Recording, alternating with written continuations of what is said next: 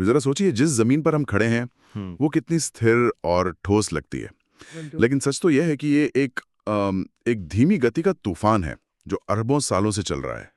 हमारे पैरों के नीचे की जमीन लगातार बन रही है, टूट रही है और खुद को एक नया आकार दे रही है। कहीं जमीन आसमान छूने की कोशिश में पहाड़ बन जाती है, तो कहीं थक कर सपाट मैदानों में फैल जाती है।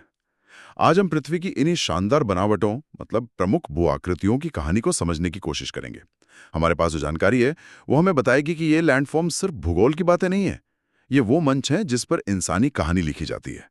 ये तय करते हैं कि हम कहाँ रहेंगे, क्या खाएंगे और कैसी जिंदगी जिएंगे। तो चलिए इस बेहद दिलचस्प विषय की गहराई में उतरते हैं।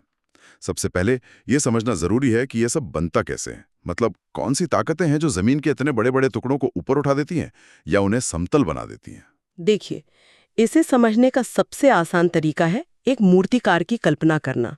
यहाँ दो ताकतें काम करती हैं। अच्छा। हाँ, पहली ताकत है आंतरिक प्रक्रिया, मतलब इंटरनल प्रोसेस, जो मूर्तिकार की तरह पत्थर का एक बड़ा टुकड़ा यानी जमीन लाकर खड़ा कर देती है। ये पृथ्वी के अंदर की गर्मी और दबाव से होता है, जिससे जमीन कहीं ऊपर उठ जाती है या कहीं धंस जाती है। ये बहुत धीमी लेकिन बहुत शक्तिशाली प्रक्रिया है। मतलब ये पृथ्वी का अंदरूनी इंजन है जो कच्चा माल तैयार कर रहा है। बिल्कुल। और फिर आती है दूसरी ताकत, बाहरी प्रक्रिया, एक्सटर्नल प्रोसेस। ये उस मूर्तिकार के औजारों की तरह है, जैसे छेनी और हथौड़ी। अच्छा। हवा, बहता हुआ पानी, बर्फ, ये सब लगातार जमीन की सतह को काटते छांटते रहते हैं। इस प्रक्रिया को अपरदन कहते हैं, इरोजन, जमीन का कटाव। हाँ। और फिर इसी हवा पानी के जरिए टूटे हुए कण कहीं और जाकर जमा हो जाते हैं, जिसे निक्षेपण यानी डेपोजिशन कहते हैं। बस इसी बनाने और बिगाड़ने के खेल से दुनिया की सारी भू आकृतियां बनती हैं। ये तो कमाल है। तो चलिए सबसे ऊंची और सबसे नाटकीय बनावट से शुरू करते हैं, पर्वत। एक पहाड़ को सिर्फ ऊंची जमीन कहना शायद काफी नहीं है। असल में एक पहाड़ को पहाड़ क्या बनाता है? ये बहुत अच्छा सवाल है। आमतौर पर कोई भी प्राकृतिक ऊंचाई जो 600 मीटर से ज्यादा हो और जिसका आधार चौड़ा और शिखर यानी चोटी नुकीली हो, उसे पर्वत कहते हैं। ठीक है। कुछ पर्वत तो इतने ऊंचे होते हैं कि बादलों के भी ऊपर निकल जाते हैं। और जैसे जैसे हम ऊपर जाते हैं, हवा पतली होती जाती है और मौसम ठंडा होता जाता है। और कुछ पर तो हमेशा बर्फ जमी रहती है ना? हाँ, उन पर बर्फ की नदियां होती हैं, जिन्हें हम हिमानी मतलब ग्लेशियर्स कहते हैं। पर सबसे हैरान करने वाली बात यह है कि सबसे ऊंचा पर्वत हमारी नजरों से छिपा हुआ है। अरे, वो कैसे? प्रशांत महासागर में एक पर्वत है, माउना की। ये समुद्र की सतह के नीचे है, लेकिन अगर इसे आधार से चोटी तक नापा जाए तो इसकी ऊंचाई 10,205 मीटर है। 10,000 मीटर से ज्यादा? जी, जो माउंट एवरेस्ट से भी ज्यादा है। वाह, मतलब हम तो सिर्फ सतह पर तैरते हुए पहाड़ देख रहे हैं। ये जानना भी दिलचस्प होगा कि क्या सारे पहाड़ एक ही तरह से बनते हैं या इनके बनने की भी अलग-अलग कहानियां हैं? इनकी बहुत अलग-अलग कहानियां हैं। मुख्य रूप से 3 तरह के पर्वत होते हैं। पहले हैं वलित पर्वत यानी फोल्ड माउंटेन्स। Fold mountains? हाँ, इन्हें समझने के लिए कल्पना कीजिए कि 2 गाड़ियां आमने सामने से टकरा रही हैं। टक्कर के बाद उनका बॉनेट कैसे मुड़कर ऊपर उठ जाता है। हाँ, बिल्कुल सिकुड़कर ऊपर की ओर मुड़ जाता है। ठीक ऐसा ही तब होता है जब पृथ्वी की विशाल टेक्टोनिक प्लेट्स आपस में टकराती हैं। जमीन की परतें मुड़कर और सिकुड़कर ऊपर उठ जाती हैं।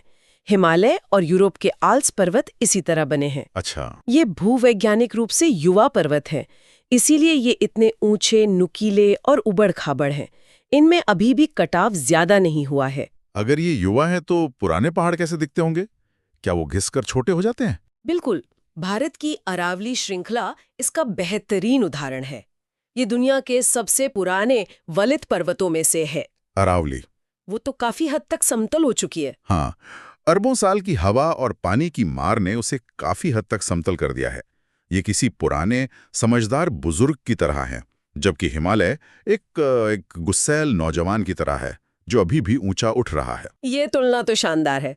तो दूसरे तरह के पर्वत कौन से हैं? दूसरे हैं भ्रंशोत्थ पर्वत, जिन्हें हम ब्लॉक माउंटेन्स कह सकते हैं। इसका कॉन्सेप्ट एक लिफ्ट या ट्रैपडोर जैसा है। लिफ्ट जैसा? हाँ, जमीन में दरारें पड़ने से जब कोई बहुत बड़ा ब्लॉक या तो सीधा ऊपर उठ जाता है या नीचे धंस जाता है, तब ये बनते हैं।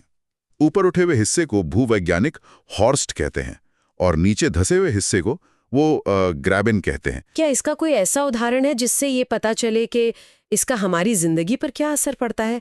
ये सिर्फ एक किताबी बात तो नहीं है। धंसने से बनी तो इसने पहाड़ी इलाके के बीच एक सपाट, सुरक्षित और उपजाऊ रास्ता बना दिया। अच्छा। सदियों तक ये व्यापार, परिवहन और शहरों के विकास के लिए एक नेचुरल सुपर हाईवे बन गया। यानी वहां की भूविज्ञान ने सीधे सीधे वहां के इतिहास और अर्थव्यवस्था को शेप दिया। और तीसरे प्रकार के पर्वत तो नाम से ही पता चल रहे हैं, ज्वालामुखी पर्वत।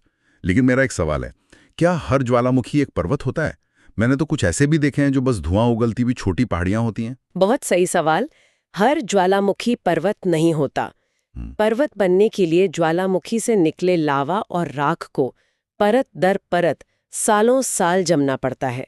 जब ये जमाव काफी ऊंचा हो जाता है तब वो एक पर्वत का आकार लेता है। जैसे जापान का माउंट फ्यूजियामा। बिल्कुल। और अफ्रीका का माउंट किलिमंजारो।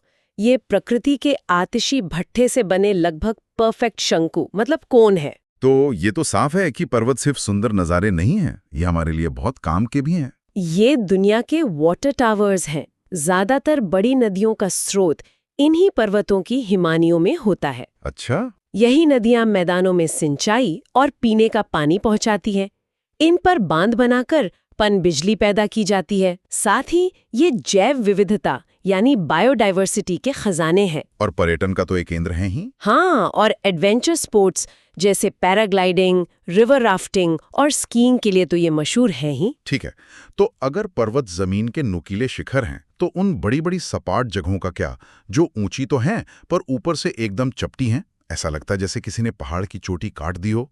हम बात कर रहे हैं पठारों की। हाँ, उन्हें टेबल लैंड भी कहते हैं क्योंकि उनकी ऊपरी सतह किसी मेज की तरह सपाट होती है। पठार आसपास की जमीन से अचानक ऊपर उठी हुई एक सपाट भूमि होती है। कितनी ऊंचाई तक? इनकी ऊंचाई कुछ 100 मीटर से लेकर कई हजार मीटर तक हो सकती है। तिब्बत का पठार दुनिया का सबसे ऊंचा पठार है, जिसे दुनिया की छत भी कहा जाता है। दुनिया की छत? जी। इसकी औसत ऊंचाई 4500 मीटर से ज्यादा है। और भारत का दक्कन पठार दुनिया के सबसे पुराने पठारों में से एक है। मैंने सुना है कि पठार खनिजों का खजाना होते हैं। ऐसा क्यों है? मतलब पहाड़ों में खनिज क्यों नहीं मिलते उतने? ये बहुत दिलचस्प है। जिन प्रक्रियाओं से पठार ऊपर उठते हैं, वही प्रक्रियाएं पृथ्वी की गहराई में छिपे खनिज भंडारों को सतह के करीब ले आती हैं। ओह। इसीलिए दुनिया की ज्यादातर बड़ी खदानें पठारी इलाकों में हैं। अफ्रीका का पठार सोना और हीरे के लिए प्रसिद्ध है, तो भारत का छोटा नागपुर पठार लोहा, कोयला और मैंगनीज का भंडार है। ये इलाके देशों की औद्योगिक रीढ़ होते हैं। मतलब ये सीधे सीधे किसी देश की अर्थव्यवस्था से जुड़े हैं। बिल्कुल।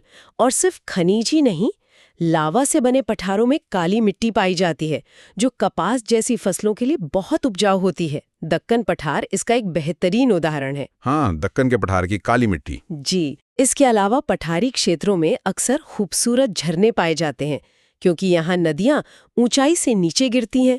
ये पर्यटन और बिजली उत्पादन दोनों के लिए महत्वपूर्ण है। तो हमने आसमान छूते पहाड़ देख लिए और ऊंची सपाट मेज जैसी पठार भी। लेकिन दुनिया की ज्यादातर आबादी इन दोनों जगहों पर नहीं रहती। हम रहते हैं सपाट मैदानों में। ये मैदान जो हमारी सभ्यता के पालने रहे हैं, ये कैसे बनते हैं? मैदानों को बनाने का काम नदियां करती है। इन्हें आप प्रकृति के सबसे बड़े बिल्डर्स कह सकते हैं। बिल्डर्स? हाँ, नदियां जब पहाड़ों से नीचे उतरती हैं तो अपने साथ पत्थर, बालू और सिल्ट जैसे छोटे छोटे कण बहा कर लाती हैं। ये एक तरह से पहाड़ों को धीरे धीरे पीस रही होती हैं। तो मतलब मैदान एक तरह से रिसाइकिल किए हुए पहाड़ है? हाँ, आप ऐसा कह सकते हैं। लाखों सालों तक नदियां इन कणों को अपनी घाटियों में और आसपास के निचले इलाकों में परत दर परत जमा करती रहती हैं। इसी जमाव से विशाल, सपाट और उपजाऊ मैदानों का निर्माण होता है। ये आमतौर पर समुद्र तल से 200 मीटर से ज्यादा ऊंचे नहीं होते। इसीलिए ये इलाके खेती के लिए इतने अच्छे माने जाते हैं। जमीन उपजाऊ है और पानी भी नदियों से मिल जाता है। एकदम सही। और सिर्फ खेती ही नहीं, समतल जमीन पर घर बनाना, सड़कें बनाना, रेल लाइनें बिछाना, मतलब किसी भी तरह का इंफ्रास्ट्रक्चर खड़ा करना बहुत आसान होता है। सही बात है। इन्हीं वजह से मैदान हमेशा से मानव बस्तियों के लिए सबसे पसंदीदा जगह रहे हैं। दुनिया की सबसे घनी आबादी वाले इलाके मैदानी हैं, जैसे भारत में गंगा ब्रह्मपुत्र का मैदान या चीन में यांगत्सी नदी का मैदान। ये दुनिया के ब्रेड बास्केट यानी अन्न भंडार हैं। लेकिन एक मिनट, क्या सारे मैदान हरे भरे और उपजाऊ होते हैं? दुनिया के बड़े बड़े रेगिस्तान भी तो सपाटी हैं। तो क्या सिर्फ जमीन का समतल होना ही काफी है? ये बहुत ही महत्वपूर्ण पॉइंट है। नहीं, सिर्फ समतल होना काफी नहीं है। असली जादुई चीज है पानी की मौजूदगी। पानी, जी ठीक। जब किसी मैदानी इलाके में नदियां होती हैं या अच्छी बारिश होती है तो वो सभ्यता का केंद्र बन जाता है। बिल्कुल। लेकिन अगर वहां पानी की कमी हो तो वही सपाट मैदान एक सूखा रेगिस्तान बन सकता है। जी। तो भू आकृति और जलवायु दोनों मिलकर तय करते हैं कि किसी जगह का भविष्य कैसा होगा। तो अब ये तस्वीर काफी साफ हो रही है।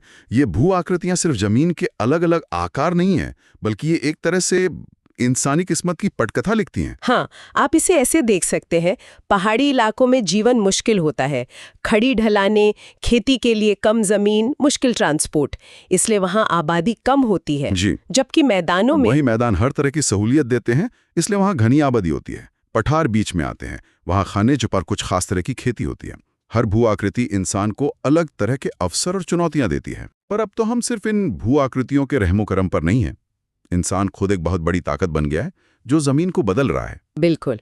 अब कहानी सिर्फ ये नहीं रही कि जमीन हम पर क्या असर डालती है। हाँ। अब कहानी ये भी है कि हम जमीन पर क्या असर डाल रहे हैं। हाँ, ये भी सच है। हम अक्सर उपजाऊ मैदानी जमीन पर कंक्रीट के शहर बना देते हैं, जिससे खेती की जमीन हमेशा के लिए खत्म हो जाती है।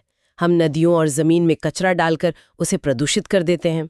एक तरह से हम उस प्राकृतिक पूंजी को बर्बाद कर रहे हैं जिसने हमें पाला पोसा है। यानी ये हमारी जिम्मेदारी है कि हम इन प्राकृतिक उपहारों का इस्तेमाल समझदारी से करें। ये सिर्फ हमारे लिए नहीं है, हमें इन्हें आने वाली पीढ़ियों के लिए भी संभाल कर रखना है।